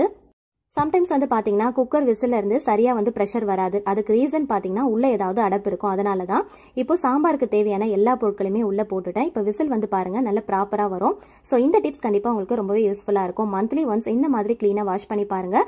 ரொம்ப சேஃப் அண்ட் செக்யூர்டாக நம்ம குக்கரை வந்து யூஸ் பண்ணிக்கலாம். வெளியிலலாம் வந்து நம்ம ஸ்பாஞ்ச் இல்லைனா வந்து ப்ரஷ் எல்லாமே வச்சு நம்மளால வாஷ் பண்ண முடியும். ஆனால் உள்ளே இருக்கிற அடப்புகளை எடுக்கிறதுக்கு இந்த மெத்தட் ரொம்பவே யூஸ்ஃபுல்லாக இருக்கும். கண்டிப்பாக ட்ரை பண்ணி பாருங்கள். கொஞ்சமாக வெந்தயத்தை எடுத்து இந்த மாதிரி நல்லா கலர் சேஞ்ச் ஆகிற அளவுக்கு ஃப்ரை பண்ணி வச்சுக்கோங்க. ரொம்ப ஃப்ரை பண்ணிட்டீங்க அப்படின்னா கருகி போன மாதிரி ஆகிடும். இந்த மாதிரி நல்ல கோல்டன் கலருக்கு மாற அளவுக்கு ஃப்ரை பண்ணி எடுத்து வச்சுக்கோங்க. அடுத்ததாக பார்த்தீங்கன்னா இன்னொரு பேனில் கடுகு வந்து நான் ஃப்ரை பண்ணி வச்சுருக்கேன். கடுகு வந்து வெடிக்க ஆரம்பிக்கும் போதே ஸ்டவ் ஆஃப் பண்ணிவிட்டு டக்குன்னு மூடி போட்டுட்டிங்க அப்படின்னா வெளியில் தெரிக்காமல் இருக்கும். ஸோ இதை வந்து நல்லா இந்த மாதிரி ரெண்டுத்தையும் ஃப்ரை பண்ணிவிட்டு தனித்தனியாக பவுடர் பண்ணி வச்சுக்கோங்க. ரொம்ப வந்து நைஸாக பவுடர் பண்ணக்கூடாது. நல்லா கொரகொரப்பாக பவுடர் பண்ணி கண்ணாடி பாட்டிலில் ஸ்டோர் பண்ணி வச்சுக்கிட்டிங்க அப்படின்னா நல்ல லைஃப் வரும். இந்த 2 பவுடரையும் நம்ம எதுக்காக யூஸ் பண்ணலாம் அப்படிங்கிறத பார்க்கலாம். இப்போ மாங்காய் சீசன் அப்படிங்கிறதுனால கண்டிப்பாக எல்லாருமே மாங்காய் ஊறுகாய்லாம் தாளிப்போம் இல்லையா. ஸோ அந்த மாதிரி மாங்காய் ஊறுகாய் தாளிச்சதுக்கப்புறமா ஃபைனலாக ஒரு 1/4 டீஸ்பூன் அளவுக்கு கடுகு பொடி, 1/4 டீஸ்பூன் அளவுக்கு வெந்தய பொடி, கூடவே கொஞ்சமாக பெருங்காய பொடி சேர்த்துட்டு நல்லா மிக்ஸ் பண்ணி விட்டுட்டு ஸ்டவ் ஆஃப் பண்ணிட்டீங்க அப்படின்னா மாங்காய் ஊறுகாய் நல்ல டேஸ்ட்டாக இருக்கும், நல்ல மணமாகவும் இருக்கும். மாங்காய் ஊறுகாய் எப்போவுமே தாளிக்கும் போது நல்லெண்ணெய் யூஸ் பண்ணி தாளிச்சுக்கோங்க. இந்த மாதிரி நீங்கள் செய்கிறப்போ நல்ல டேஸ்ட்டாக இருக்கும். மினிமம் வந்து 1 வீக் வரைக்கும் நீங்கள் ஃப்ரிட்ஜில் வச்சு ஸ்டோர் பண்ணி யூஸ் பண்ணிக்கலாம். ஆல்ரெடி மாங்காய் ஊறுகாய் ரெசிபி கூட நம்மளுடைய சேனலில் இருக்குது. தேவைப்படுறவங்க செக் பண்ணி பார்த்துக்கோங்க. ஸோ கண்டிப்பாக இந்த மெத்தடில் ஒரு தடவை ட்ரை பண்ணி பாருங்கள். டேஸ்ட் சூப்பராக இருக்கும். அடுத்த டிப்ஸ் என்னன்னு பார்க்கலாம். எப்பயுமே சாம்பார் வைக்கும் போது சாம்பார் வச்சு முடிச்சதுக்கு அப்புறமா ஃபைனலாக ஸ்டவ் ஆஃப் பண்ணுறதுக்கு முன்னாடி ஒரு 1/4 டீஸ்பூன் அளவுக்கு வெந்தய பொடியும், 1/4 டீஸ்பூன் அளவுக்கு தனியா தூளும் சேர்த்துக்கோங்க. சேர்த்துட்டு நல்லா மிக்ஸ் பண்ணிட்டு கொஞ்சமாக கீ ஆட் பண்ணிட்டு மூடி போட்டு வச்சிருங்க. ஒரு 10 நிமிஷம் கழிச்சு ஓப்பன் பண்ணி பாருங்க. நீங்கள் வைக்கிற சாம்பார் நல்ல மணமாகவும் இருக்கும், நல்ல டேஸ்ட்டாகவும் இருக்கும். பிகினர்ஸாக இருக்கீங்க அப்படின்னா இந்த டிப்ஸ் கண்டிப்பாக உங்களுக்கு ரொம்ப ரொம்ப யூஸ்ஃபுல்லாக இருக்கும். கண்டிப்பாக ட்ரை பண்ணி பாருங்க. டேஸ்ட் வேற லெவலில் இருக்கும். அடுத்த டிப்ஸ் என்னன்னு பார்க்கலாம். இது ஒரு சின்ன டிப்ஸ் தான், இருந்தாலும் உங்களுக்கு ரொம்பவே யூஸ்ஃபுல்லாக இருக்கும். எப்போவுமே பிரெட் எல்லாம் வாங்கும் போது இந்த மாதிரி டேக் போட்டு தான் கொடுப்பாங்க இல்லையா? ஸோ அந்த டேக் வந்து நம்ம மிஸ் பண்ணிட்டோம் அப்படின்னா இந்த டிப்ஸை ஃபாலோ பண்ணிக்கோங்க. நம்ம பிரெட்டை வந்து யூஸ் பண்ணி முடிச்சதுக்கு அப்புறமா நம்ம அப்படியே ஓப்பனில் வச்சிட்டோம் அப்படின்னா ரொம்ப ஹார்டான மாதிரி ஆகிடும், சம்டைம்ஸ் வந்து பதத்து போன மாதிரி ஆகிடும். ஸோ அந்த மாதிரி ஆகாமல் இருக்கிறதுக்கு டேக் இல்லைன்னா கவலையே இல்லைங்க. இந்த மாதிரி நல்லா சுருட்டிட்டு அந்த கவரை வந்து மேலால் இந்த மாதிரி பண்ணி விட்டுட்டீங்க அப்படின்னா பிரெட் வந்து உள்ளே வந்து நமத்து போகாமல் இருக்கும், அதே சமயத்தில் ரொம்ப ஹார்ட் ஆகாமல் இருக்கும். ஸோ கண்டிப்பாக அந்த டிப்ஸ் ரொம்பவே யூஸ்ஃபுல்லாக இருக்கும். ட்ரை பண்ணுங்கள். அடுத்த டிப்ஸ் என்னன்னு பார்க்கலாம். சம்டைம்ஸ் வந்து நம்ம நிறைய குவான்டிட்டியில் எக்லாம் வாங்கிட்டோம் அப்படின்னா எக் ட்ரை வந்து நமக்கு பத்தலை அப்படின்னா கவலையே இல்லைங்க. இந்த ஒரு டிப்ஸை வந்து ஃபாலோ பண்ணிக்கோங்க. இந்த மாதிரி நம்ம ஏதாவது ஃபுட்டெல்லாம் வாங்கணும் அப்படின்னா பாக்ஸ்லாம் கொடுப்பாங்க இல்லையா? ஸோ அந்த பாக்ஸ் எல்லாம் தூக்கி போடாமல் அப்படியே எடுத்து ஸ்டோர் பண்ணி வச்சுக்கோங்க. வாட்டர் கேனுடைய அந்த மூடி இருக்கும் இல்லையா? ஸோ அதை வந்து இந்த மாதிரி உள்ளே வந்து ஆர்கனைஸ் பண்ணி வச்சுக்கோங்க. இதில் வந்து எக்கை வந்து இந்த மாதிரி நம்ம ஆர்கனைஸ் பண்ணி வச்சுக்கலாம். எக் ட்ரேயில் இடம் இல்லை அப்படின்னா நம்ம கண்டிப்பாக ஒரு பாத்திரத்தில் மொத்தமாக போட்டு வைப்போம். சம்டைம்ஸ் வந்து கை தவறி கீழே விடுறதுக்கோ இல்லை ஒன்னோடு ஒன்று வைக்கும் போது உடையிறதுக்கோ சான்ஸ் இருக்குது. ஸோ இந்த மாதிரி வேஸ்ட் பாக்ஸும் வேஸ்ட் மூடியும் வச்சு நம்ம ஆர்கனைஸ் பண்ணி அழகாக அடுக்கி வச்சுக்கலாம். நம்ம கிட்ட இருக்கிற வெஜிடபிள்ஸை வச்சு நல்ல மணக்க டேஸ்டியான ஒரு வெஜிடபிள் பிரியாணி செஞ்சிடலாமா? 2 கப் பாஸ்மதி ரைஸை ஊற வச்சிருக்கேன். ஒரு மிக்ஸி ஜாரில் ஒரு கைப்பிடி புதினா, கொத்தமல்லி, காரத்துக்கு ஏற்றா போல பச்சை மிளகாய், 1 டேபிள் ஸ்பூன் தயிர் சேர்த்து நல்ல கொரகொரப்பான பேஸ்ட்டை அரைச்சி எடுத்துக்கோங்க. பாத்திரத்தில் தேவையான அளவுக்கு ஆயில் சேர்த்துக்கோங்க. ஆயில் சூடானதும் 1 டேபிள் ஸ்பூன் அளவுக்கு கீ ஆட் பண்ணிக்கோங்க. பிரியாணிக்கு தேவையான மசாலா பொருட்கள் சேர்த்துக்கோங்க. 3 பெரிய வெங்காயத்தை தேவையான அளவுக்கு உப்பு சேர்த்து வதக்கிக்கோங்க. 1 table spoon ginger garlic paste add பண்ணி வாசனை போகிற அளவுக்கு வதக்கிட்டு அரைச்சி வச்சிருக்கிற மசாலா பேஸ்ட்டையும் நல்லா வதக்கி விட்டுக்கோங்க. 4 தக்காளி பழத்தை நீல வாக்கில் தின்னா ஸ்லைஸ் பண்ணி வச்சிருக்கேன், அதையும் சேர்த்து நல்லா வதக்கிக்கோங்க. இப்போ தேவையான மசாலா பொருட்கள் சேர்த்துக்கலாம். இது எல்லாமே கேப்ஷனில் கொடுக்குறேன், செக் பண்ணி பார்த்துக்கோங்க. உங்ககிட்ட என்ன வெஜிடபிள்ஸ் அவைலபிளாக இருக்கோ அது எல்லாமே சேர்த்துட்டு பச்சை வாசனை போகிற அளவுக்கு நல்லா வதக்கி விட்டுக்கோங்க. இப்போ வாட்டர் ஆட் பண்ணிக்கலாம். 1:2 ரேஷியோவில் வாட்டர் ஆட் பண்ணிட்டு ஊற வச்சிருக்கிற பாஸ்மதி ரைஸும் ஆட் பண்ணிக்கலாம். லிட் க்ளோஸ் பண்ணி 15 மினிட்ஸுக்கு மீடியம் ஃப்ளேமில் வச்சு குக் பண்ணிக்கோங்க. ஃபைனலாக தம் போடுறதுக்கு முன்னாடி கொஞ்சமாக கசூரி மேத்தியை க்ரஷ் பண்ணிட்டு சேர்த்துக்கோங்க. ஃபைனலாக லெமன் வாட்டரில் கொஞ்சமாக கலர் பவுடர் மிக்ஸ் பண்ணிட்டு சேர்த்துருக்கேன். இது ஆப்ஷனல் தான். 20 மினிட்ஸ் தம் போட்டுட்டு ஓப்பன் பண்ணி பாருங்க. நல்ல மணக்க நல்ல டேஸ்டியான வெஜிடபிள் பிரியாணி அருமையாக ரெடி ஆகிடும். ஸோ லைட்டாக ஒரு மிக்ஸ் கொடுத்துட்டு சர்வ் பண்ணிக்கோங்க. பாயில்ட் எக், ஆனியன் ரைத்தா, மின் சட்னி கூட வச்சு சர்வ் பண்ணும்போது டேஸ்ட் அட்டகாசமாக இருக்கும்.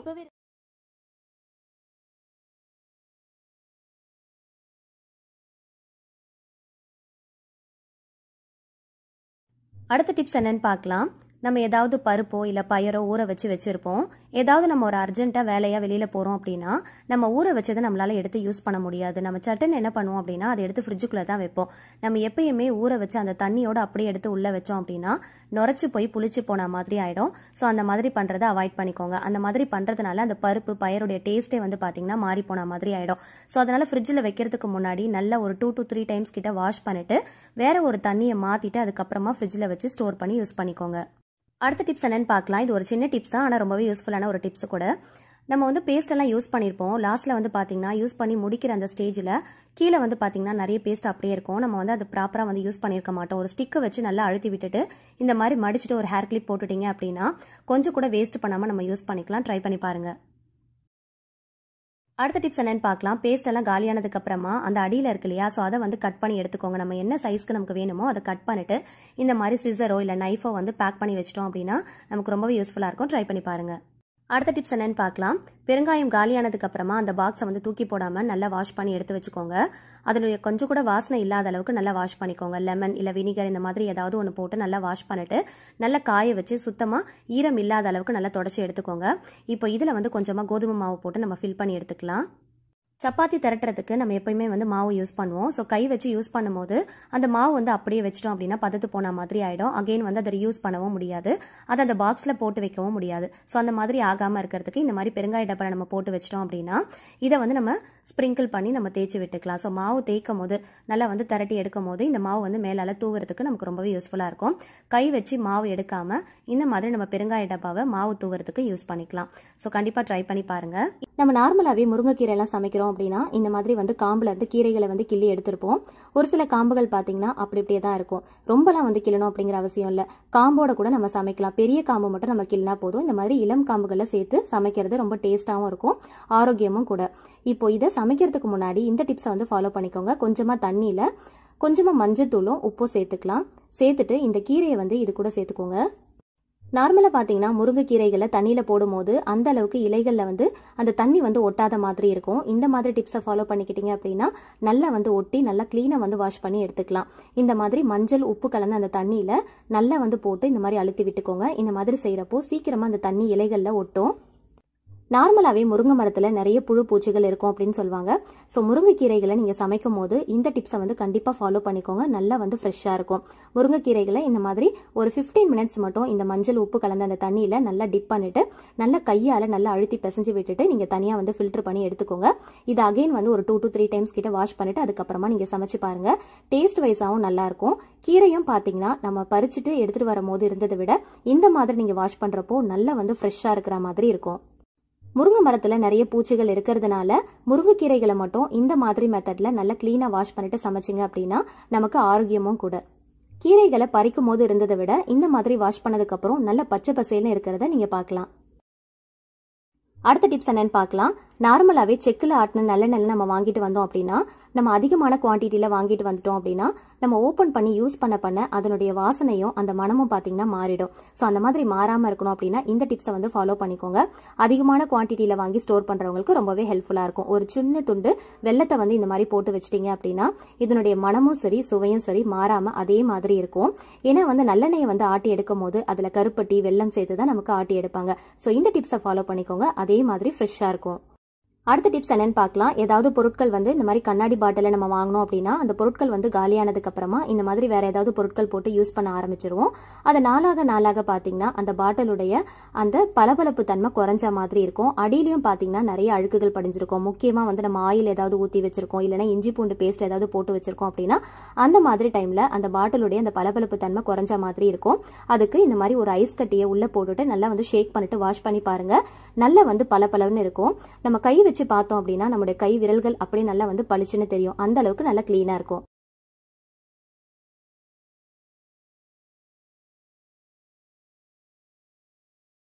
அடுத்த டிப்ஸ் என்னன்னு பார்க்கலாம். உருளைக்கிழங்கு வந்து நம்ம அப்படியே வேக வைக்கிறத விட இந்த மாதிரி துண்டு துண்டா கட் பண்ணிட்டு நம்ம வேக வச்சோம் அப்படின்னா 2 விசில் வைக்கிற இடத்துல 1 விசில் வச்சோம் அப்படின்னா கரெக்டா இருக்கும். மார்னிங் டைம்ல நம்ம அவசரமாக சமைச்சிட்டு இருப்போம். அந்த மாதிரி டைம்ல உருளைக்கிழங்கு சூடா இருக்கும் போது கையில எடுத்து தோல் உரிக்கிறது ரொம்ப சிரமமா இருக்கும். அந்த மாதிரி டைம்ல இந்த டிப்ஸ் உங்களுக்கு ரொம்பவே யூஸ்ஃபுல்லா இருக்கும். காய் சீவிர அந்த கிரேட்டர் இருக்கு இல்லையா, அதுல வந்து இந்த மாதிரி கிழங்கு வச்சுட்டு லைட்டா அழுத்தி விட்டுட்டோம் அப்படின்னா அந்த தோலை வந்து ரொம்ப ஈஸியா பிரிச்சு எடுத்துடலாம். அந்த கிழங்கு பாத்தீங்கன்னா அந்த தோல்ல ஒட்டாம ரொம்ப ஈஸியா வந்துடும். அதே சமயத்துல நம்ம கை வச்சு மசிக்கணும் அப்படிங்கிற அவசியமே இருக்காது. நம்ம தோலை உரிக்கும் போதே அந்த கிழங்கும் பாத்தீங்கன்னா நல்லா மசிஞ்சு வந்துடும். இந்த மாதிரி மெத்தட்ல நம்ம உரிக்கிறப்போ கொஞ்சம் கூட அந்த கிழங்குடைய சூடு நமக்கு கைக்கு தெரியவே தெரியாது. ரொம்ப ஈஸியா வந்து உரிச்சு எடுத்துடலாம். அதே சமயத்துல கை வச்சு மசிக்கணும் அப்படிங்கிற அவசியமும் இருக்காது. அதுவே வந்து நல்லா மசிஞ்சு வந்துடும். தோல்ல பாத்தீங்கன்னா கொஞ்சம் கூட கிழங்கு ஒட்டாம ரொம்ப ஈஸியா உரிச்சு எடுத்துடலாம். ஸோ இந்த டிப்ஸ் கண்டிப்பா உங்களுக்கு டைம் சேவிங் டிப்ஸா இருக்கும். அதே சமயத்துல உங்களுடைய வேலைகளை ரொம்ப ஈஸியா முடிச்சிடலாம். ஸோ இப்போ பாருங்க, கிழங்குகள் எல்லாமே வந்து உரிக்கும் போதே நல்லா மசிஞ்சு வந்துருச்சு. தனியா மசிக்கணும் அப்படிங்கிற அவசியமே இல்லை. அடுத்த டிப்ஸ் என்னன்னு பார்க்கலாம். இட்லி பாத்திரத்தில் இட்லி இடியாப்பம்லாம் வச்சு வேக வைக்கிறப்போ தண்ணி வந்து நம்ம கொஞ்சமாக தான் சேர்த்திருப்போம். அந்த தண்ணி வந்து வத்தி போயிருச்சு அப்படின்னா சீக்கிரமா அந்த பாத்திரம் வந்து அடிப்பிடிச்ச மாதிரி ஆயிடும். நமக்கு வேலைகளும் பார்த்தீங்கன்னா அதிகமான அளவில் ஆன மாதிரி ஆயிடும். அந்த பாத்திரம் கழுவுறது நமக்கு ஒரு பெரிய வேலையாயிடும். ஸோ அதனால அந்த பாத்திரத்தில் தண்ணி வைக்கும் போதே அடியில் வந்து ஒரு சின்ன கிண்ணமோ இல்லை ஸ்பூனோ போட்டுட்டு அதுக்கப்புறமா நம்ம இட்லி இல்லை இடியாப்பம் பிளேட்டை வச்சு மூடி வச்சுட்டு வேக வச்சோம் அப்படின்னா அந்த உள்ள போடுற அந்த கிண்ணம் இல்லைன்னா ஸ்பூன் வந்து பார்த்தீங்கன்னா அந்த தண்ணியில வந்து ஷேக் ஆகிட்டே இருக்கும். நமக்கு வந்து ஒரு அலாரம் கொடுக்குற மாதிரி தண்ணி இருக்கு அப்படிங்கறத அலாரம் கொடுக்கும். அந்த ஷேக் ஆகிற சவுண்ட் வந்து ஸ்டாப் ஆயிடுச்சு அப்படின்னா தண்ணி வந்து வத்தி போயிருச்சுன்னு அர்த்தம்.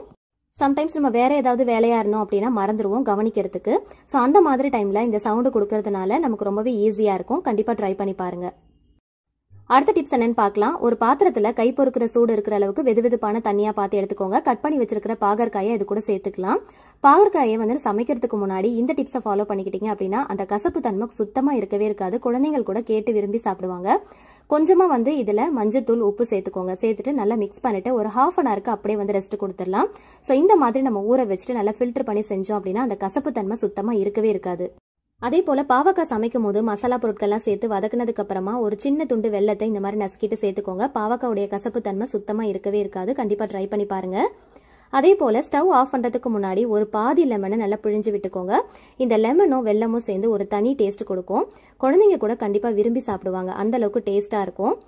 சுத்தமா அந்த கசப்பு தன்மை இருக்கவே இருக்காது. கண்டிப்பா இந்த மாதிரி ஒரு தடவை ட்ரை பண்ணி பாருங்க. லாஸ்டா வந்து நறுக்குன கொத்தமல்லி இலைகளை தூவிட்டு சர்வ் பண்ணி பாருங்க. டேஸ்ட் வைஸா ரொம்பவே சூப்பரா இருக்கும். ஒரு சாக்ஸ் தான் எடுத்திருக்கிறேன். சின்ன சாக்ஸாக இருந்துச்சுன்னா பரவாயில்ல. இப்போ இந்த மாதிரி பெரிய சாக்ஸாக எடுக்கிறீங்க அப்படின்னா ஃபஸ்ட்டு இந்த மாதிரி கொஞ்சமாக மடித்து விட்டுக்கோங்க. மடிச்சுட்டு கையை உள்ளே விட்டுட்டு அப்படியே உள்ளே தள்ளிகிட்டே போனோம் அப்படின்னா ரொம்ப ஈஸியாக 2ஆக மடித்து எடுத்துடலாம். இதை வெளிப்பக்கமாக 2ஆக மடித்து எடுத்தோம் அப்படின்னா உள்ளே இருக்கிற த்ரெட் எல்லாம் வெளியில் தெரியும். அந்த மாதிரி தெரியாமல் இருக்கிறதுக்கு இந்த மாதிரி கையை உள்ளே விட்டுட்டு தள்ளிகிட்டே போனீங்க அப்படின்னா உள்பக்கமாக 2ஆக அழகாக மடித்து எடுத்துடலாம்.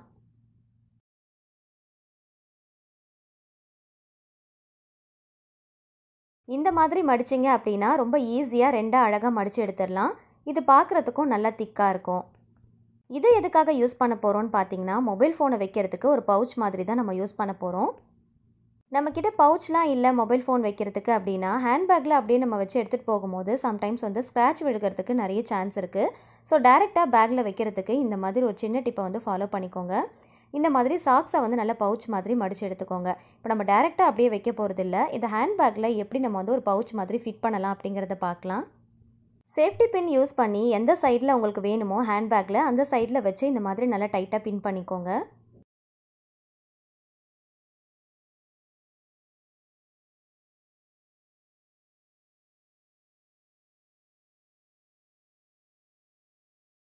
இந்த மாதிரி பின் பண்ணிட்டோம் அப்படின்னா இது பார்க்குறதுக்கு அழகாக ஒரு பவுச் மாதிரியே இருக்கும். நல்ல ஃபிட்டிங்காகவும் இருக்கும். ஸோ இதுக்குள்ளே நீங்கள் மொபைல் ஃபோனை அப்படியே வச்சு நீங்கள் தாராளமாக எடுத்துகிட்டு போகலாம். எந்த விதமான ஸ்க்ராட்சும் ஏற்படாது. ஒரு சில ஹேண்ட்பேக்கில் மொபைல் ஃபோன் வைக்கிறதுக்கு பவுச் மாதிரி கொடுத்துருப்பாங்க. ஒரு சில ஹேண்ட்பேக்கில் அது இருக்காது. அது இல்லாத சமயத்தில் நம்மளே இந்த மாதிரி பவுச் மாதிரி ஃபிட் பண்ணிக்கலாம். மொபைல் ஃபோனை ஹேண்ட்பேக்குள்ளே அப்படியே போட்டுட்டோம் அப்படின்னா கை விட்டு தேடுற மாதிரி இருக்கும். ஸோ இந்த மாதிரி ஒரு பவுச் மாதிரி ஃபிட் பண்ணிவிட்டு வச்சோம் அப்படின்னா ஈஸியாக எடுக்கிறதுக்கு நமக்கு ரொம்பவே யூஸ்ஃபுல்லாக இருக்கும். இந்த மாதிரி வைக்கிறதுனால மொபைல் ஃபோனும் ரொம்ப சேஃபாக இருக்கும். தூக்கி போடக்கூடிய சாக்ஸ் இருந்துச்சு அப்படின்னா அதை இந்த மாதிரி ரீயூஸ் பண்ணிக்கோங்க. ரொம்பவே யூஸ்ஃபுல்லாக இருக்கும். கண்டிப்பாக ட்ரை பண்ணுங்கள். அடுத்த டிப் என்னென்னு பார்க்கலாம். இதுக்காக ஒரு ஹேர் பேண்ட் தான் எடுத்துருக்கிறேன். இந்த மாதிரி டைப்பில் இருக்கிற மாதிரி எடுத்துக்கோங்க. இதில் சேஃப்டி பின்னை பின் பண்ணி ஹேண்ட்பேக்கில் நான் பின் பண்ணுற மாதிரியே சேம் நம்ம பவுச்சுக்கு பின் பண்ணோம் இல்லையா, ஸோ அதே மாதிரி பின் பண்ணிக்கோங்க. இதை எதுக்காக யூஸ் பண்ண போகிறோம் அப்படின்னு பார்த்தீங்கன்னா நம்ம ஹேண்ட்பேக்கில் வாட்டர் பாட்டிலாம் வச்சு எடுத்துகிட்டு போவோம் இல்லையா, இந்த மாதிரி மொபைல் ஃபோனோ இல்லை முக்கியமான டாக்குமெண்ட்ஸோ இல்லைனா வந்து பர்ஸில் மணியோ வச்சு எடுத்துகிட்டு போகிறோம் அப்படின்னா கூடவே வாட்டர் பாட்டில் வச்சு எடுத்துகிட்டு போகும்போது சம்டைம்ஸ் வந்து அலம்பிட்டே இருக்கும். தண்ணியெல்லாம் வந்து கொஞ்சம் மூடி வந்து லூஸ் ஆயிடுச்சு அப்படின்னா தண்ணியெல்லாம் கீழே சேர்ந்துடும். ஸோ அந்த மாதிரி ஆகாமல் இருக்கிறதுக்கு இந்த மாதிரி ஒரு ஹேர் பேண்டை உள்ளே வந்து பின் பண்ணிவிட்டு இந்த மாதிரி வாட்டர் கேனை வந்து நல்லா ஃபிட் பண்ணிட்டோம் அப்படின்னா எந்த பக்கம் திருப்பினாலும் நம்ம கை தவறி ஹேண்ட்பேக் கீழே விழுந்தால் கூட அதில் இருக்கிற தண்ணி வந்து அலம்பாது, கீழேயும் சிந்தாது. ஸோ ஸ்ட்ரைட்டாக நிற்கும். ஸோ அதுக்காக இந்த மாதிரி யூஸ் பண்ணிக்கோங்க. அடுத்த டிப் என்னென்னு பார்க்கலாம். ஒரு சின்ன துண்டு இஞ்சியை வந்து உடனே சீவணும் அப்படின்னா அதுக்காக கத்தி யூஸ் பண்ணணும் அப்படிங்கிற அவசியம் இருக்காது. ஏதாவது ஒரு ஃபோக் ஸ்பூனோ இல்லைனா நார்மல் ஸ்பூனோ வச்சு லைட்டாக இந்த மாதிரி சீவி விட்டாலே போதும். அதில் இருக்கிற ஸ்கின் எல்லாம் ரொம்ப ஈஸியாக பீல் பண்ணி எடுத்துடலாம். அதே போல் டீ எல்லாம் போடும்போது ஒரு சின்ன துண்டு இஞ்சியை வந்து சீவணும் அப்படின்னா அதுக்காக காய் சீவுறதை எடுத்து யூஸ் பண்ணாமல் இந்த மாதிரி ஃபோக் ஸ்பூன் யூஸ் பண்ணி சீவி பாருங்கள். நல்லா குட்டி குட்டியாக அழகாக சீவி எடுத்துடலாம். ஸோ ரொம்பவே எமர்ஜென்சி டைம்லையோ இல்லை சின்ன சின்னதாக எடுத்து நம்ம வேலை செய்யும் போதோ இந்த மாதிரி குட்டி குட்டி டிப்ஸ் எல்லாம் நீங்கள் ஃபாலோ பண்ணிக்கோங்க. நம்முடைய வேலையை ரொம்ப ஈஸியாக முடிஞ்சிடும். அதுக்காக பெரிய பெரிய பாத்திரங்களும் நம்ம யூஸ் பண்ணணும் அப்படிங்கிற அவசியம் கூட இருக்காது. அதிகமான குவான்டிட்டியில் யூஸ் பண்ணோம் அப்படின்னா காய் சீவுறதை யூஸ் பண்ணிக்கலாம். கொஞ்சமாக எடுத்து சீவணும் அப்படின்னா இந்த மாதிரி ஃபோக் ஸ்பூன் யூஸ் பண்ணி சீவி பாருங்கள். நம்முடைய வேலை ரொம்ப ஈஸியாக முடிஞ்சிடும். டீ போடும் போது தட்டி போடுறத விட இந்த மாதிரி சீவி போட்டு பாருங்கள், இன்னும் நல்லா டேஸ்ட்டாக இருக்கும்.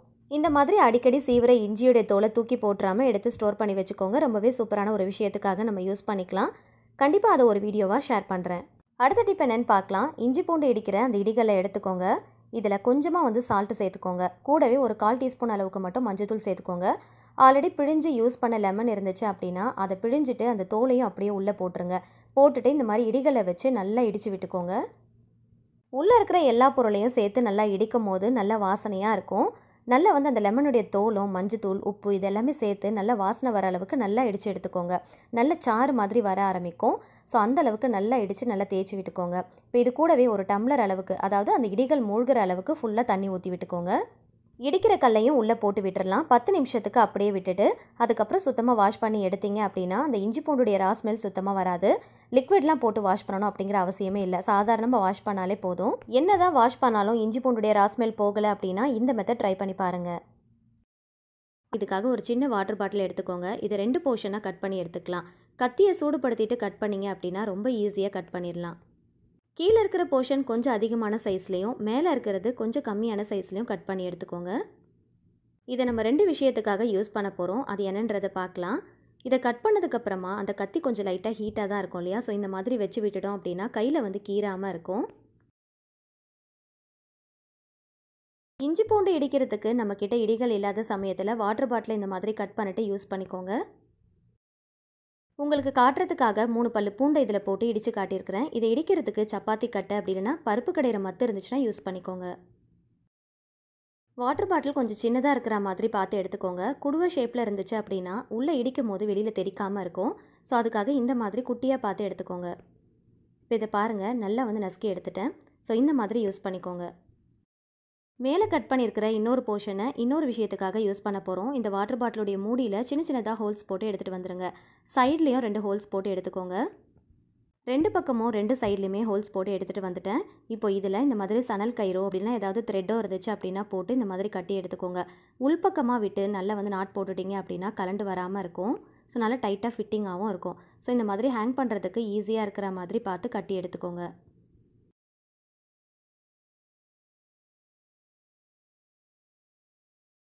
வெளிப்பக்கமாக நாட் போடுறத விட இந்த மாதிரி உள்பக்கமாக போட்டிங்க அப்படின்னா வெளியிலையும் தெரியாது. அதே சமயத்தில் நல்லா ஃபிட்டிங்காக டைட்டாக இருக்கும். இது எதுக்காக யூஸ் பண்ண போகிறோம் அப்படின்னு பார்த்தீங்கன்னா, பாத்திரம் கழுவிட்டு அந்த ஸ்க்ரப்பரோ இல்லை ஸ்பாஞ்சோ அப்படியே வச்சிட்டோம் அப்படின்னா தண்ணியோடு இருக்கிற மாதிரி இருக்கும். தண்ணியோடு அப்படியே வச்சிட்டோம் அப்படின்னா அதில் ஒரு விதமான பேட் ஸ்மெல் வரும். அது மட்டும் இல்லாமல் அங்கே இங்கேன்னு போட்டு வைக்காமல் ஒரு இடத்துல ஆர்கனைஸ் பண்ண மாதிரி இருக்கும். இந்த மூடியில் சின்ன சின்னதாக ஹோல்ஸ் போட்டிருக்கிறதுனால நம்ம பாத்திரம் கழுவிட்டு இப்படி போட்டு ஹேங் பண்ணி வச்சிட்டோம் அப்படின்னா அதில் இருக்கிற தண்ணி எல்லாமே நல்லா வடிஞ்சு நல்லா ட்ரை ஆகிடும். அடுத்து யூஸ் பண்ணும்போது நமக்கு ரொம்ப ஈஸியாக இருக்கும். அடுத்த டிப் என்னென்னு பார்க்கலாம். சூப்பர் மார்க்கெட்லாம் போகிறோம் அப்படின்னா இந்த மாதிரி கவர் கொடுப்பாங்க இல்லையா, ஸோ அதை எடுத்து நம்ம வந்து ஓப்பன் பண்ணும்போது இந்த மாதிரி ரொம்ப ஸ்டிக்கியாக இருக்க மாதிரி இருக்கும். ஸோ அதை ஓப்பன் பண்ணுறதுக்கு இந்த ஒரு சின்ன ட்ரிக்கை யூஸ் பண்ணிக்கோங்க. ஸ்ட்ரைட்டாக ஓப்பன் பண்ணாமல் இந்த மாதிரி சைடில் வந்து ஓப்பன் பண்ணிவிட்டு அதுக்கப்புறமா நடுவில் ஓப்பன் பண்ணிங்க அப்படின்னா ரொம்ப ஈஸியாக கவரை வந்து ஓப்பன் பண்ணிடலாம். நார்மலாகவே நம்ம கவரெல்லாம் ஓப்பன் பண்ணும்போது சென்டரில் வச்சு இந்த மாதிரி நல்லா தேய்ச்சிட்டு தான் நம்ம ஓப்பன் பண்ணுவோம் இல்லையா, ஸோ சம்டைம்ஸ் வந்து ஓப்பனே ஆகாது. அதுக்கு இந்த மாதிரி சைடில் ஓப்பன் பண்ணிட்டு பண்ணிங்க அப்படின்னா ரொம்ப ஈஸியாக ஓப்பன் பண்ணிடலாம்.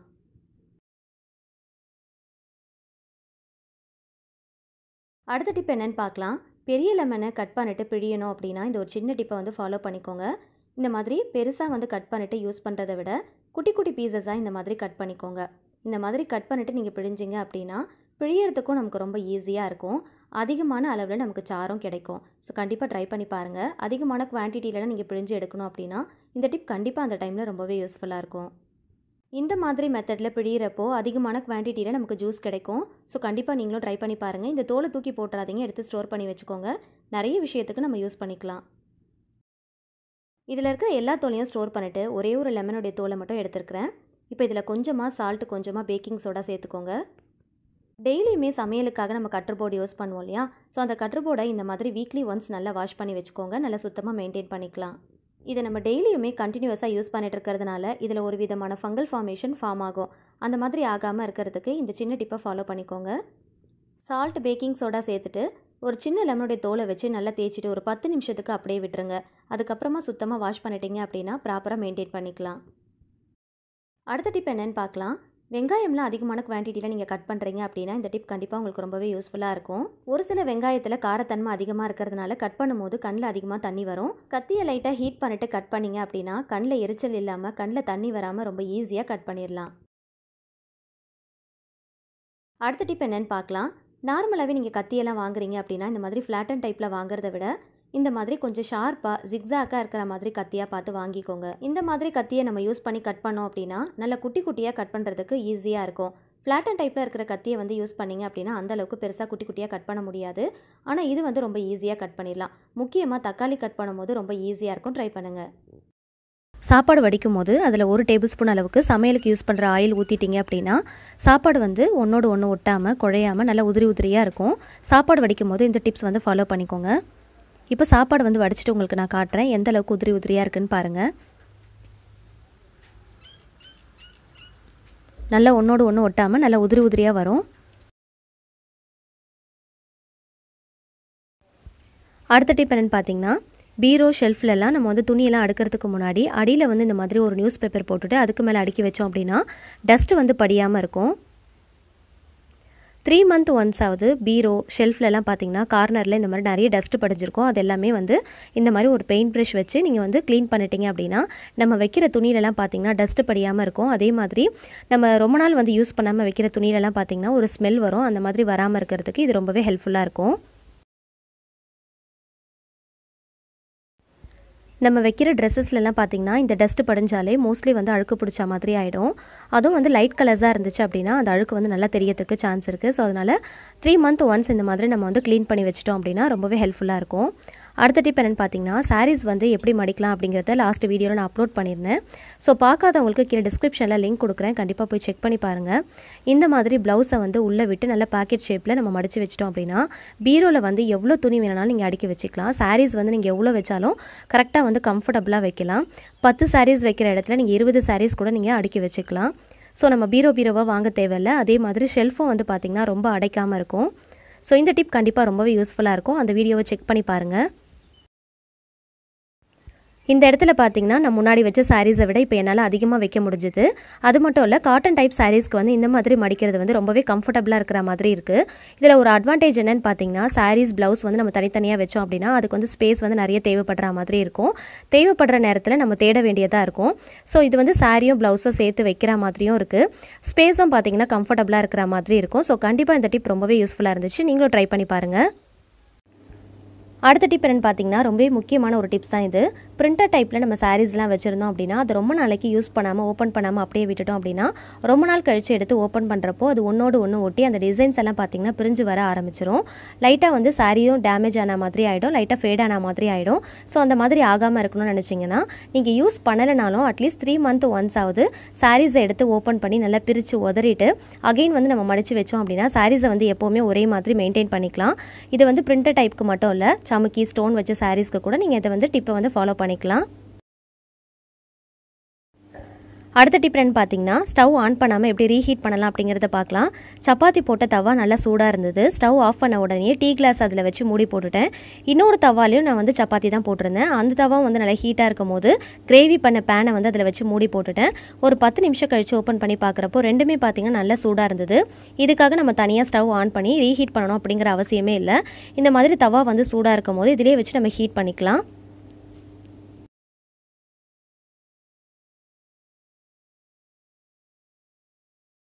அடுத்த டிப் என்னன்னு பார்த்தீங்கன்னா கத்திரிக்காய் நம்ம கட் பண்ணி வச்சோம் அப்படின்னா உடனே வந்து கருத்து போன மாதிரி ஆகிடும். அந்த மாதிரி ஆகாமல் இருக்கிறதுக்காக அரிசி கழுவுன தண்ணியை உள்ளே ஊற்றிடுங்க. ஊற்றிட்டு கொஞ்சமாக வந்து சால்ட் இல்லைனா கல் உப்பு போட்டுட்டு நல்லா ஒரு தடவை கலந்து விட்டுட்டு அப்படியே வச்சிட்டோம் அப்படின்னா எவ்வளோ நேரம் ஆனாலும் கத்திரிக்காய் வந்து கருத்து போ. ஒரு தோசை தவா எடுத்திருக்கேன். அதில் 2 டேபிள் ஸ்பூன் அளவுக்கு கோகோனட் ஆயில் ஆட் பண்ணிக்கலாம். ஆயில் நல்லா ஹீட் ஆனதுக்கப்புறமா ஒரு பெரிய வெங்காயத்தை நல்லா பொடியாக நறுக்கி வச்சுருக்கேன், அதையும் இது கூட சேர்த்துக்கலாம். உங்களோட காரத்துக்கு ஏற்றா போல் பச்சை மிளகாயை நறுக்கிட்டு சேர்த்துக்கோங்க. தேவையான அளவுக்கு கொஞ்சமாக உப்பு சேர்த்து நல்லா வதக்கி விட்டுக்கலாம். நல்லா வந்து கோல்டன் ப்ரௌன் ஆகிற வரைக்கும் நல்லா வதக்கி விட்டுக்கோங்க. இப்போ இது கூட ஒரு 1/4 டீஸ்பூன் அளவுக்கு மட்டும் ஜிஞ்சர் கார்லிக் பேஸ்ட் ஆட் பண்ணிவிட்டு அதையும் நல்லா வதக்கி விட்டுக்கலாம். இப்போது ஒரு பவுலில் 4 முட்டையை உடச்சி ஊற்றிருக்கேன். இதில் ஒரு 1/4 டீஸ்பூன் அளவுக்கு மஞ்சள் தூள், இது கூட நம்ம வதக்கி வச்சுருக்கிற இந்த வெங்காயத்தையும் சேர்த்துக்கலாம். ஆல்ரெடி நம்ம வந்து வெங்காயத்தில் கொஞ்சமாக உப்பு சேர்த்து தான் வதக்கியிருக்கோம். அதனால் இதில் கொஞ்சமாக தேவையான அளவுக்கு உப்பு சேர்த்துக்கலாம். கொஞ்சமாக கொத்தமல்லி இலைகளை வந்து கட் பண்ணிவிட்டு சேர்த்துக்கோங்க. சேர்த்துட்டு நல்லா வந்து ஒரு ஸ்பூன் வச்சு நல்லா மிக்ஸ் பண்ணி விட்டுக்கலாம்.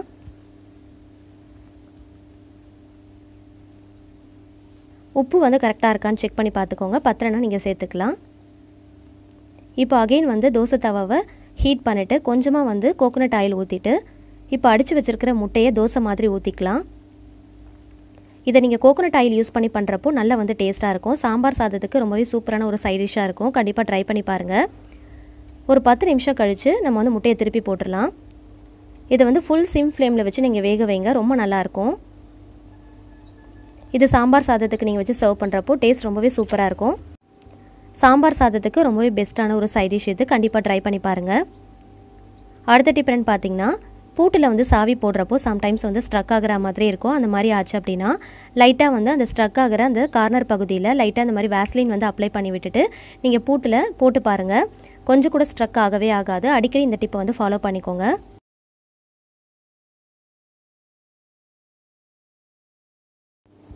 அடுத்த டிப்ஸ் என்னன்னு பார்த்தீங்கன்னா, உங்ககிட்ட ஒரு சின்ன ஸ்ப்ரே பாட்டில் இருந்துச்சுன்னா எடுத்துக்கோங்க. அப்படி இல்லைனா ஒரு சின்ன வாட்டர் பாட்டிலுடைய மூடியில் ஹோல்ஸ் போட்டு அது ஸ்ப்ரே பாட்டில் மாதிரி நீங்கள் யூஸ் பண்ணிக்கலாம்.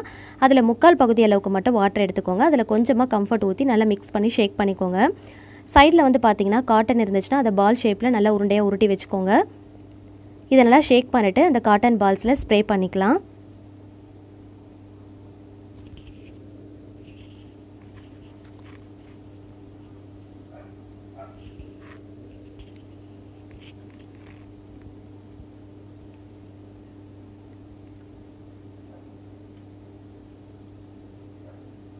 இப்போ இந்த காட்டன் பால்ஸ் என்ன பண்ண போகிறோம் அப்படின்னா, நம்முடைய பீரோவில், ஷெல்ஃபில், ரேக்கில் எங்கெல்லாம் வந்து நீங்கள் துணி வச்சுருக்கீங்களோ அந்த இடத்துல கார்னர் பகுதியில் வச்சிட்டிங்க அப்படின்னா எப்போவுமே நம்ம வைக்கிற துணியெல்லாம் பார்த்திங்கன்னா நல்லா வாசனையாக இருக்கும்.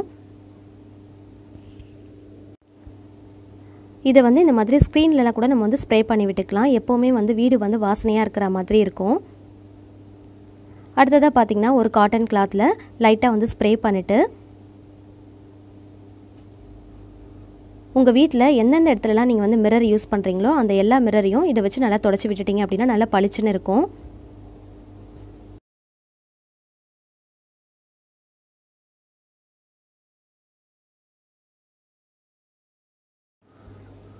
விண்டோவில் கூட நீங்கள் ஸ்ப்ரே பண்ணிட்டு தொடச்சி விட்டுறலாம். நல்லா வந்து பளிச்சுன்னு இருக்கும். அதே மாதிரி வீடும் பார்த்திங்கன்னா நல்லா வாசனையாக இருக்கிற மாதிரி இருக்கும். கண்டிப்பாக இந்த வீடியோவில் நான் ஷேர் பண்ணியிருக்கிற எல்லா டிப்ஸுமே உங்களுக்கு ஏதாவது ஒரு வகையில் யூஸ்ஃபுல்லாக இருக்கும்னு நினைக்கிறேன். வீடியோ பிடிச்சிருந்துச்சுன்னா மறக்காமல் வீடியோக்கு ஒரு லைக் கொடுத்துருங்க. உங்களோட ஃபேமிலி அண்ட் ஃப்ரெண்ட்ஸ் கூட ஷேர் பண்ணிக்கோங்க. அவங்களுக்கும் கண்டிப்பாக ஏதாவது ஒரு வகையில் யூஸ்ஃபுல்லாக இருக்கும். என்னோட நெக்ஸ்ட் அப்டேட் தெரிஞ்சுக்க ஆசைப்பட்டிங்கன்னா மறக்காமல் நம்மளுடைய சேனலை சப்ஸ்கிரைப் பண்ணிட்டு பக்கத்தில் இருக்கிற பெல் ஐக்கனையும் கிளிக் பண்ணுங்கள். Thank you so much. கீப் வாட்சிங்.